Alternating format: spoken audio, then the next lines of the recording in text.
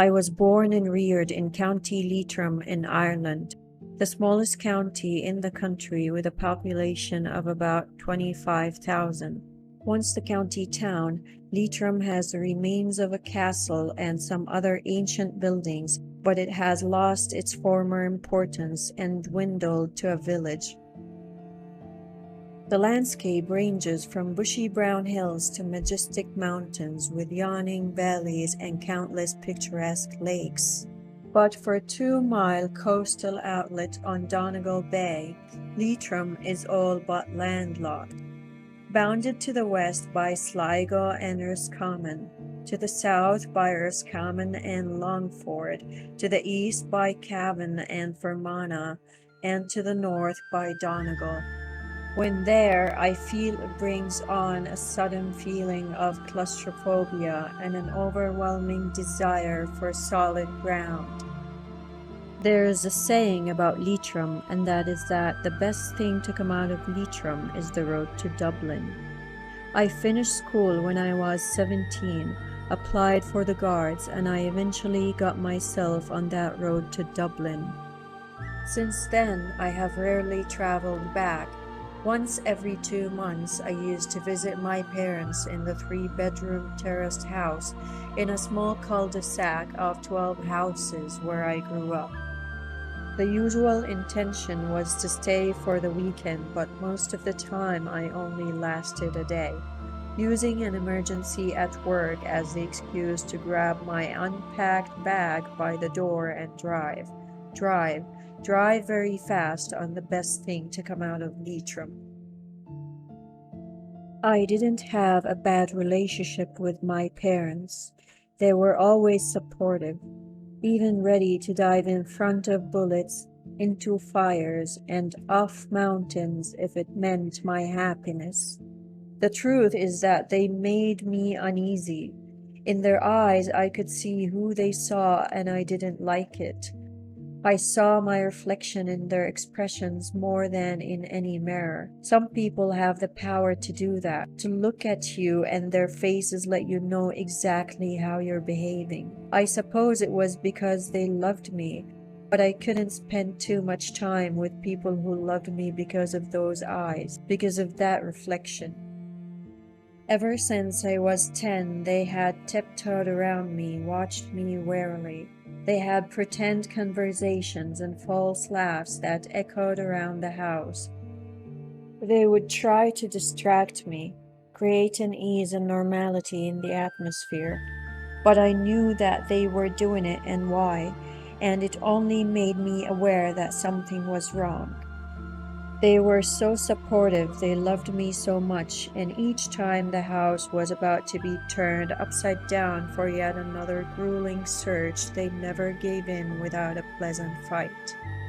Milk and cookies at the kitchen table, the radio on in the background, and the washing machine going, all to break the uncomfortable silence that would inevitably ensue. Mom would give me that smile that didn't reach her eyes, the smile that made her back teeth clench and grind when she thought I wasn't looking, with forced easiness in her voice and that forced face of happiness.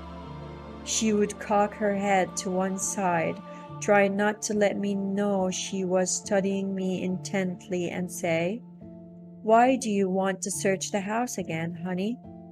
She always called me honey, like she knew as much as I did that I was no more Sandy Shore than Jenny May Butler and Angel. No matter how much action and noise had been created in the kitchen to avoid the uncomfortable silence, it didn't seem to work. The silence drowned it all out. My answer? "Because I can't find it, Mom." "What pair are they?" The easy smile, the pretense that this was a casual conversation and not a desperate attempt at interrogation to find out how my mind worked. "My blue ones with the white stripes," I answered on one typical occasion. I insisted on bright-colored socks, bright and identifiable so that they could be easily found. "Well, Maybe you didn't put both of them in the linen basket, honey. Maybe the one you're looking for is somewhere in your room. A smile, trying not to fidget, swallow hard. I shook my head. I put them both in the basket. I saw you put them both in the machine and only one came back out. It's not in the machine and it's not in the basket.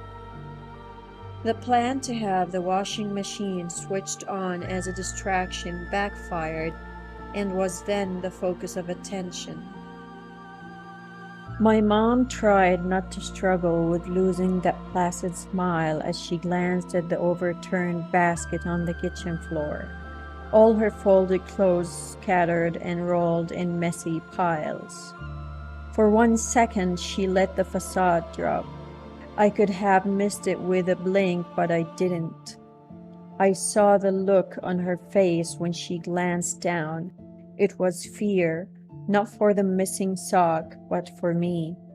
She quickly plastered the smile on again, shrugging like it was all no big deal. Perhaps it blew away in the wind. I had the patio door open. I shook my head. Or it could have fallen out of the basket when I carried it over from there to there. I shook my head again. She swallowed and her smile tightened. Maybe it's caught up in the sheets. Those sheets are so big, you'd never see a little sock hidden in there. I already checked. She took a cookie from the center of the table and bit down hard, anything to take the smile off her aching face. She chewed for a while, pretending not to be thinking, pretending to listen to the radio and humming the tune of a song she didn't even know, all to fool me into thinking there was nothing to be worried about. Honey, she smiled, sometimes things just get lost. Where do they go when they're lost? They don't go anywhere, she smiled. They are always in the place we dropped them or left them behind. We're just not looking in the right area when we can't find them. But I've looked in all the places, Mom. I always do. I always did. I turned everything upside down. There was no place in the small house that ever went untouched. A sock can't just get up and walk away without a foot in it, Mom false laughed. You see, just like how Mom gave up right there. That's the point when most people stop wondering, when most people stop caring. You can't find something, you know it's somewhere, and even though you've looked everywhere, there is still no sign. So you put it down to your own madness, blame yourself for losing it, and eventually forget about it. I couldn't do that. I remember my dad returning from work that evening to a house that had been literally turned upside down. Lose something, honey? My blue sock with the white stripes, came my muffled reply from under the couch. Just the one again? I nodded. Left foot or right foot? Left. Okay, I'll look upstairs. He hung his coat on the rack by the door, placed his umbrella in the stand, gave his flustered wife a tender kiss on the cheek and an encouragement rub on the back, and then made his way upstairs.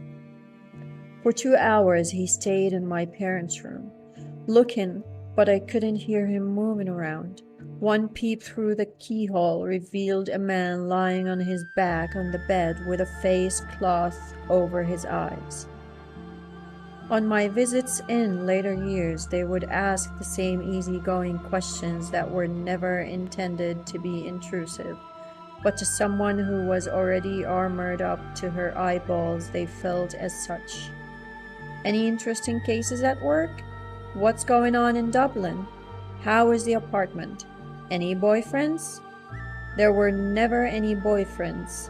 I didn't want another pair of eyes as telling as my parents, haunting me day in and day out. I'd had lovers and fighters, boyfriends, men friends, and one night only friends. I'd tried enough to know that anything long-term wasn't going to work. I couldn't be intimate. I couldn't care enough, give enough, or want enough. I had no desire for what these men offered. They had no understanding of what I wanted.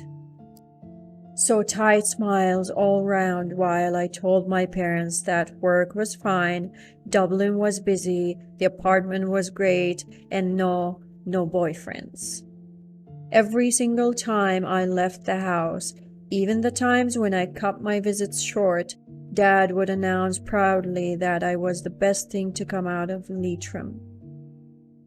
The fault never laid with Leitrim, nor did it with my parents. They were so supportive, and I only realize it now. That realization is so much more frustrating than never finding anything.